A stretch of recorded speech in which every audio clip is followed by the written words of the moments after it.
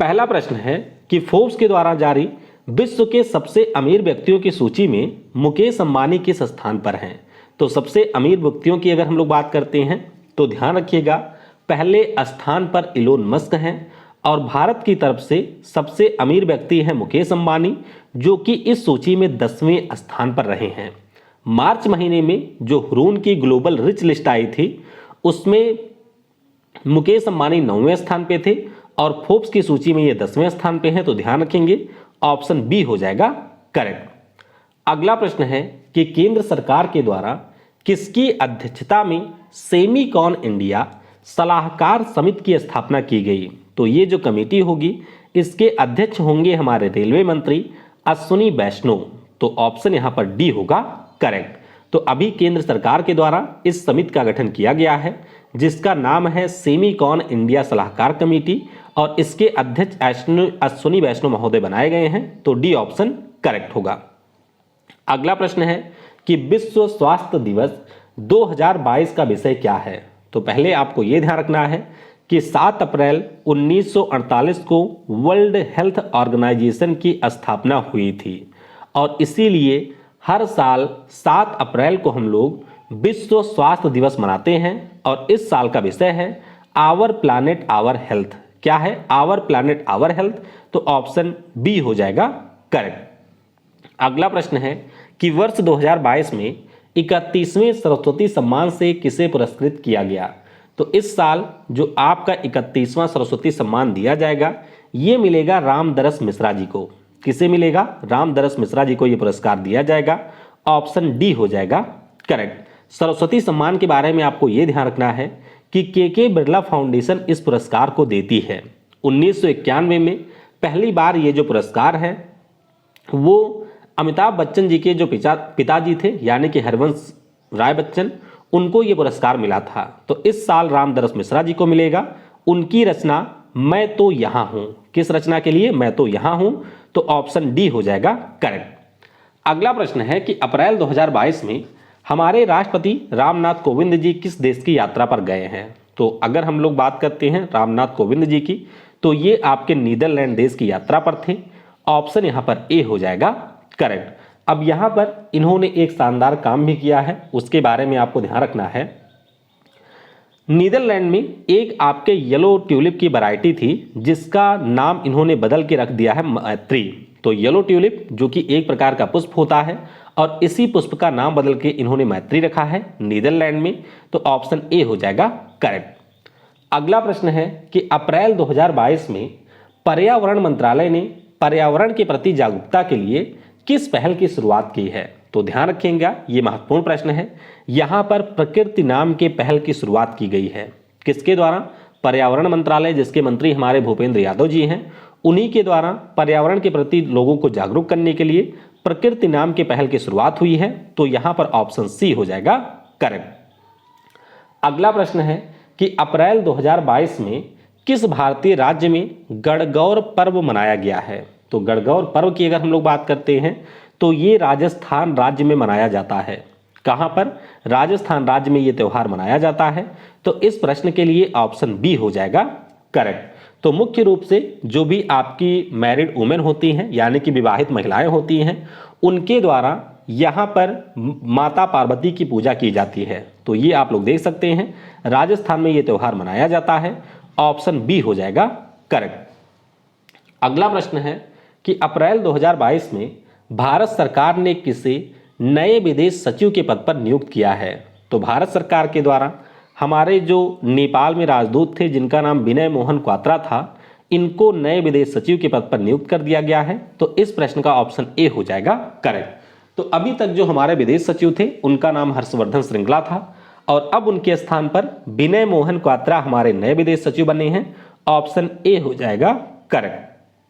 अगला प्रश्न है कि वर्ष 2021 के लिए किस पत्रकार को चमेली देवी जैन पुरस्कार से सम्मानित किया गया।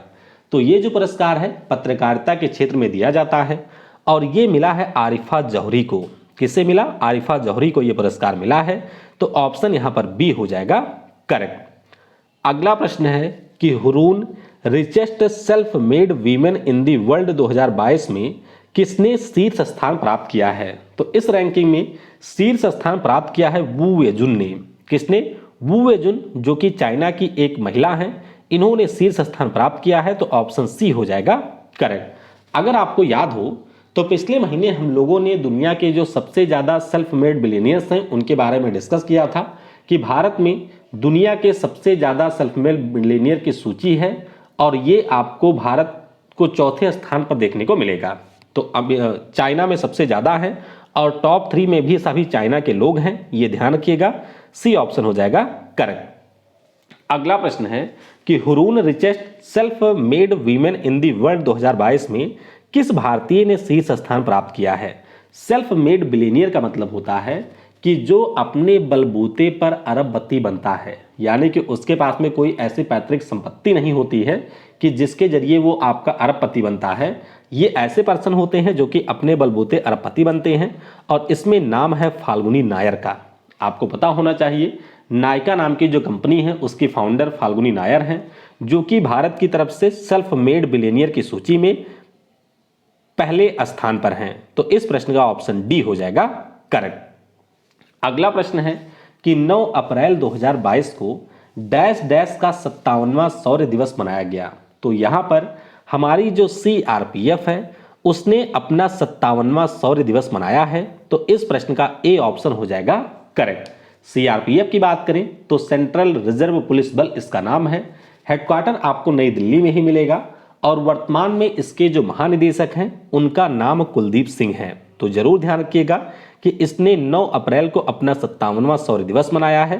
ए ऑप्शन होगा करेक्ट। अगला प्रश्न है कि वर्ष 2022 में किस लेखक के द्वारा लिखित पुस्तक टॉम ऑफ द सैंड अंतरराष्ट्रीय बुकर पुरस्कार के लिए नामित होने वाला पहला हिंदी का उपन्यास बना है? यानी कि इस साल जो अंतरराष्ट्रीय बुकर पुरस्कार दिए जाएंगे उसमें हिंदी भाषा का एक उपन्यास नामित हुआ है जिसका नाम है टॉम ऑफ द सैंड।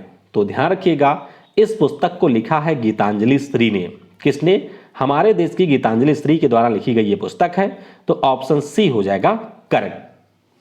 अगला प्रश्न है कि अप्रैल 2022 में किस मंत्रालय के द्वारा स्वनिधि से समृद्धि योजना के सेकंड फेज की शुरुआत की गई? तो ये जो योजना है आपको याद होगा जून 2020 में स्वनिधि योजना शुरू की गई थी आपके स्ट्रीट वेंडर के लिए और ये योजना हमारा आवास और शहरी विकास मंत्रालय चला रहा है जिसके मंत्री हरदीप सिंह पुरी साहब हैं। तो इस प्रश्न के लिए ऑप्शन बी हो जाएगा करेक्ट। अगला प्रश्न है कि प्रत्येक वर्ष कौन सा राज्य अप्रैल के दूसरे सप्ताह में बोहाग बिहू नाम का त्यौहार मनाता है? तो बिहू त्यौहार की बात करें ये आपके 3 प्रकार का होता है और ये त्यौहार आपके असम राज्य में मनाया जाता है।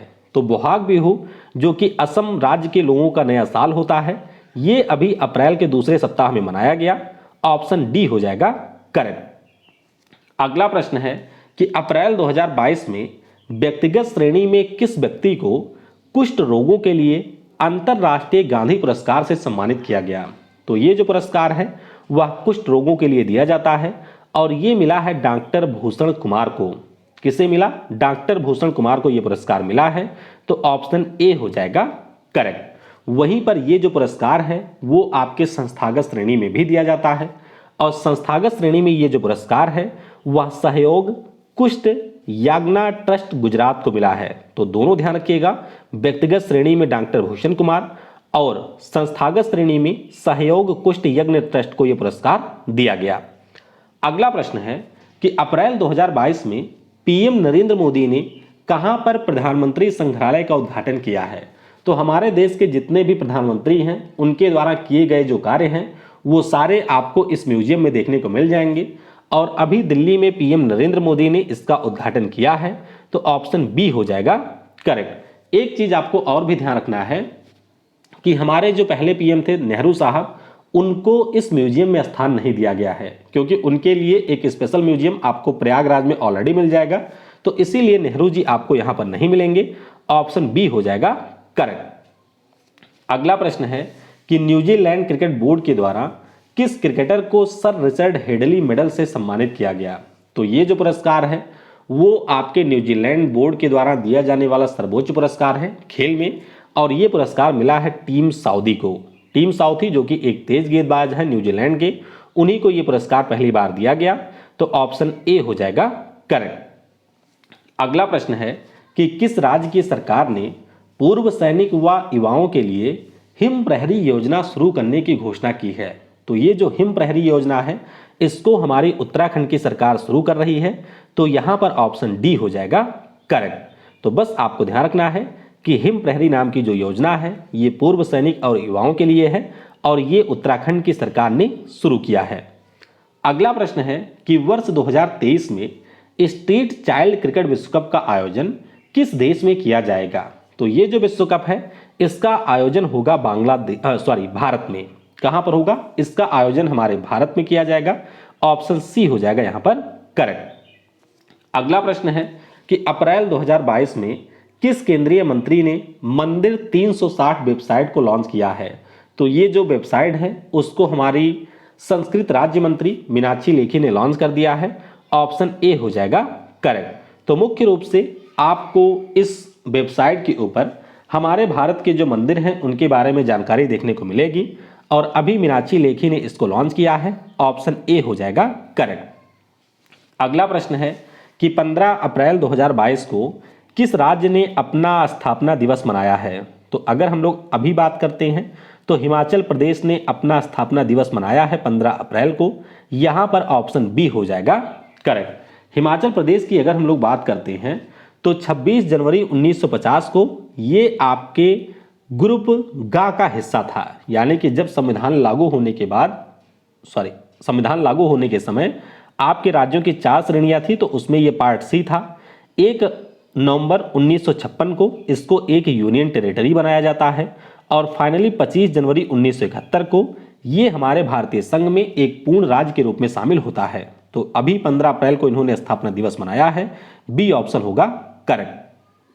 अगला प्रश्न है कि अप्रैल 2022 में केंद्रीय लोक सेवा आयोग के नए अध्यक्ष के पद पर किसे नियुक्त किया गया? तो यहां पर नियुक्ति हुई है मनोज सोनी साहब की। जरूर ध्यान रखिएगा, नए अध्यक्ष ये हमारे यूपीएससी के बन गए हैं। अरविंद कुमार सक्सेना का इन्होंने स्थान भी लिया है। तो इस प्रश्न के लिए ऑप्शन डी हो जाएगा करेक्ट। यूपीएससी की बात करते हैं तो ये हमारे यहाँ की एक संवैधानिक संस्था है।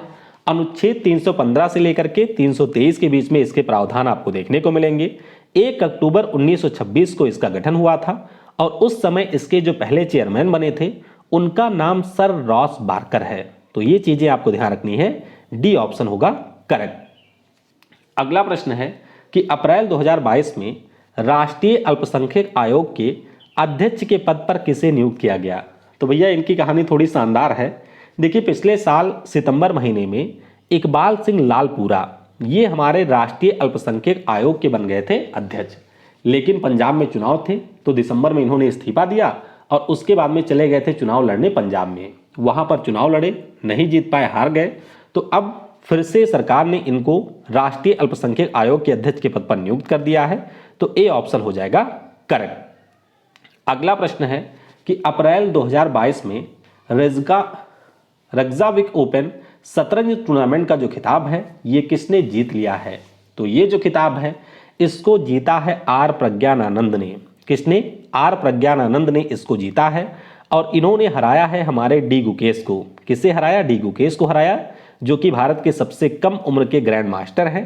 तो इस प्रश्न के लिए ऑप्शन बी हो जाएगा करेक्ट। अगला प्रश्न है कि वर्ष 2026 में जो हमारे अगले कॉमनवेल्थ गेम्स हैं इनका आयोजन किस देश में किया जाएगा? तो अगले कॉमनवेल्थ खेलों की बात करें, ये होंगे ऑस्ट्रेलिया के विक्टोरिया प्रांत में। ऑस्ट्रेलिया में एक राज्य है जिसका नाम विक्टोरिया है और वहीं पर इन खेलों का आयोजन किया जाएगा। तो ध्यान रखिएगा, ऑप्शन यहां पर सी हो जाएगा करेक्ट। तो ये जो हमारे कॉमनवेल्थ गेम्स होते हैं इनका आयोजन प्रत्येक 4 सालों पर किया जाता है। तो अब आपके मन में सवाल आएगा कि इस साल भी तो इसका आयोजन होने वाला होगा। हाँ, तो ध्यान रखिएगा, इस साल जो इसका आयोजन है वो इंग्लैंड के बर्मिंघम में होगा। हमारे देश ने क्या इसको किसी बार आयोजित किया है? तो हमारे देश ने 2010 में इसको आयोजित किया था जब हमने इसमें घोटाला कर लिया था। और सबसे पहली बार ये जो खेल हैं ये 1930 में हुए थे। ध्यान रखिएगा, कनाडा के आपके हैमिल्टन नाम के शहर में। तो ये सारी चीज़ें ध्यान रखनी है। पहली बार कनाडा में हुआ था 1930 में।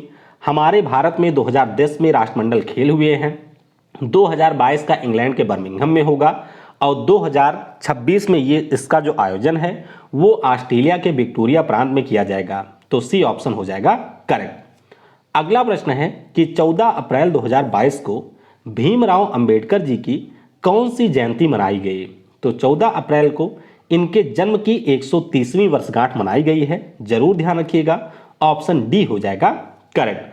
तो 14 अप्रैल 1991 को हमारे बाबा साहब भीमराव अंबेडकर जी का जन्म हुआ था, जिनके हम लोग भारतीय संविधान के जनक के रूप में जानते हैं और हमारे आज़ाद भारत के ये पहले कानून और न्याय मंत्री भी थे। तो ये सारी चीज़ें ध्यान रखेंगे, डी ऑप्शन होगा करेक्ट। अगला प्रश्न है कि 13 अप्रैल 2022 को जलियांवाला बाग हत्याकांड की कौन सी वर्षगांठ मनाई गई? तो जलियांवाला बाग हत्याकांड 13 अप्रैल 1919 को हुआ था आपके पंजाब के अमृतसर में और अभी इस साल इसकी 103वीं वर्षगांठ मनाई गई है। तो ऑप्शन ए हो जाएगा करेक्ट। अगला प्रश्न है कि अप्रैल 2022 में जो FIH जूनियर महिला हॉकी विश्व कप हुआ, इसका खिताब किस देश ने जीता है? तो इसका जो खिताब है वो जीत लिया है नीदरलैंड ने और इन्होंने फाइनल में हराया है जर्मनी को। ध्यान रखिएगा, ये जो जूनियर महिला हॉकी विश्व कप है इसका आयोजन दक्षिण अफ्रीका में किया गया। तो ये सारे पॉइंट आपको ध्यान रखने हैं, ऑप्शन डी नीदरलैंड हो जाएगा करेक्ट। अगला प्रश्न है कि किस उद्यमी को Ernst and young entrepreneur of the year award 2021 से सम्मानित किया गया? तो 2020 में ये जो पुरस्कार है वह बायोकॉन कंपनी के संस्थापक किरण मजूमदार शॉ को मिला था और 2021 के लिए ये जो पुरस्कार है वो नायका के संस्थापक फाल्गुनी नायर को मिला है। तो डी ऑप्शन हो जाएगा करेक्ट। अगला प्रश्न है कि अप्रैल 2021 में कहां पर पहले खेलो इंडिया नेशनल रैंकिंग महिला तीरंदाजी टूर्नामेंट का आयोजन किया गया? तो ये जो आपकी खेलो इंडिया नेशनल रैंकिंग महिला तीरंदाजी है ये हुआ है जमशेदपुर में। कहां पर हुआ? जमशेदपुर में हुआ। तो इस प्रश्न का ऑप्शन बी हो जाएगा करेक्ट। तो झारखंड में जो जमशेदपुर है वहां पर टाटा आर्चरी एकेडमी है और यहीं पर इसका आयोजन किया गया। तो बी ऑप्शन होगा करेक्ट। अगला प्रश्न है कि वर्ष 2022 में जो पहला दीनानाथ मंगेशकर पुरस्कार है इससे किसको सम्मानित किया जाएगा? तो ये जो पुरस्कार है ये मिलेगा हमारे पीएम नरेंद्र मोदी को। ऑप्शन यहां पर ए हो जाएगा करेक्ट। तो पहली बार ये पुरस्कार दिया जा रहा है और नरेंद्र मोदी जी ने जो आपके देश की बिना किसी स्वार्थ के सेवा की है, समाज की सेवा की है, उसी के लिए पहले दीनानाथ मंगेशकर अवार्ड से इन्हें सम्मानित किया जाएगा। इसके अलावा हमारे सिंगर राहुल देशपांडे, अभिनेता जैकी श्रॉफ और अभिनेत्री आशा पारेख, इन लोगों को भी ये पुरस्कार दिया जाएगा। तो ए ऑप्शन होगा करेक्ट। अगला प्रश्न है कि यूनिवर्सिटी ग्रांट कमीशन ने दिल्ली विश्वविद्यालय और गुरु घासीदास विश्वविद्यालय छत्तीसगढ़ में भीमा भोई चेयर की स्थापना को मंजूरी दी है। तो आपको बताना है कि भीमा भोई का जन्म किस राज्य में हुआ था। ध्यान रखिएगा, जो हमारे भीमा भोई हैं इनका जन्म हुआ था उड़ीसा में।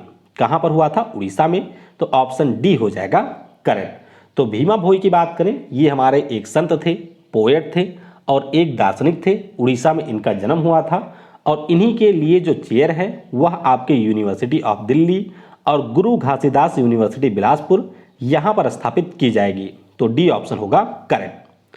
अगला प्रश्न है कि अप्रैल 2022 में प्रकाशित पुस्तक not just a night watchman my inning with BCCI के लेखक कौन है?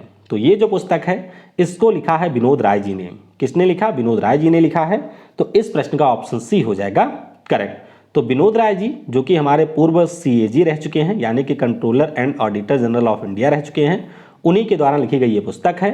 ऑप्शन सी हो जाएगा करेक्ट।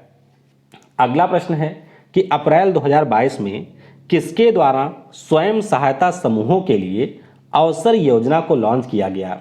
तो ये जो अवसर योजना है इसको एयरपोर्ट अथॉरिटी ऑफ इंडिया ने लॉन्च किया है। किसने? एयरपोर्ट अथॉरिटी ऑफ इंडिया ने इसको लॉन्च किया है। ऑप्शन यहां पर सी हो जाएगा करेक्ट। अगला प्रश्न है कि अप्रैल 2022 में United nation human right commission ने किसे जलवायु विशेषज्ञ के तौर पर नियुक्त किया है? तो तुवालू देश से हैं ये। नाम है डॉक्टर यान फ्राई। क्या नाम है? डॉक्टर इयान फ्राई इनका नाम है, जो कि तुवालू देश से हैं। इनकी नियुक्ति की गई है जलवायु विशेषज्ञ के तौर पर। तो यहाँ पर बी ऑप्शन होगा करेक्ट। तो ये देख सकते हैं, ये है डॉक्टर इयान फ्राई। अगला प्रश्न है कि अप्रैल 2022 में किस राज्य ने सरकारी स्कूलों में हॉबी हब स्थापित करने की घोषणा की? हॉबी हब की बात करते हैं तो ये स्थापित करेगा हमारा दिल्ली विश्वविद्यालय। कौन करेगा? दिल्ली विश्वविद्यालय स्थापित करेगा। यहाँ पर ऑप्शन डी होगा करेक्ट। अब क्या होगा इस हॉबी हब में?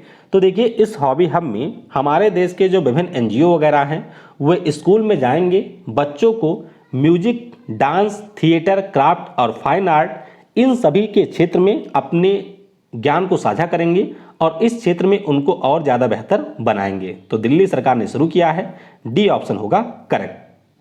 अगला प्रश्न बहुत ही ज़्यादा महत्वपूर्ण कि भारत के अगले थल सेना प्रमुख के तौर पर किसको नियुक्त किया गया है? तो हमारे जो अगले थल सेना प्रमुख बने हैं उनका नाम है लेफ्टिनेंट जनरल मनोज पांडे। तो लेफ्टिनेंट जनरल मनोज मुकुंद नरावने साहब इस समय थल सेना के प्रमुख हैं और वो हमारे अगले सीडीएस बन जाएंगे। तो इसके बाद में एलजी मनोज पांडे हमारे नए सेना के प्रमुख होंगे। तो ध्यान रखेंगे, ऑप्शन ए हो जाएगा यहाँ पर करेक्ट। अगला प्रश्न है कि अप्रैल 2022 में प्रकाशित पुस्तक क्वीन ऑफ फायर की लेखिका कौन है?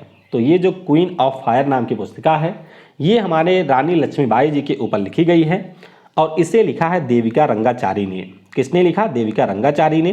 तो इस प्रश्न का ऑप्शन बी हो जाएगा करेक्ट। अगला प्रश्न है कि प्रत्येक वर्ष राष्ट्रीय समुद्री दिवस कब मनाया जाता है? तो राष्ट्रीय समुद्री दिवस की बात करें, हर साल ये 5 अप्रैल को हमारे देश में मनाया जाता है। इस प्रश्न का ऑप्शन ए हो जाएगा करेक्ट। आपको ये ध्यान रखना है कि हमारे यहाँ पर जो ये दिवस है पहली बार मनाया गया था 5 अप्रैल 1964 को। अच्छा, क्यों ये 5 अप्रैल को मनाया जाता है? क्योंकि इसी दिन हमारे भारत की जो पहली शिप है जिसका नाम एसएस लॉयल्टी है वो आपके मुंबई से यूके की यात्रा को तय किया था। विषय क्या है इस बार का? तो sustainable shipping beyond covid history of national maritime day of India, ये इसका विषय है। तो ऑप्शन ए हो जाएगा करेक्ट। अगला प्रश्न है कि अप्रैल 2022 में आईपीएल में 150 विकेट लेने वाले पहले भारतीय गेंदबाज कौन बने हैं? तो पहले भारतीय गेंदबाज की बात करते हैं, नाम इनका है भुवनेश्वर कुमार।